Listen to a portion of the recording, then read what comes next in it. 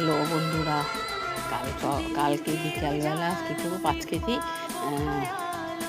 Vermi compost নিয়ে এসেছিলাম।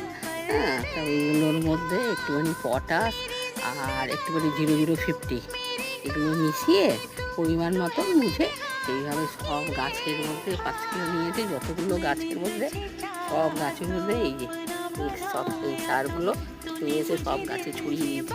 কেন গাছ হচ্ছে এমন কোনো ব্যাপার না, হচ্ছে কিন্তু গাছের মধ্যে তো ফুল আর ফুল ফলের কোনো দেখা নেই।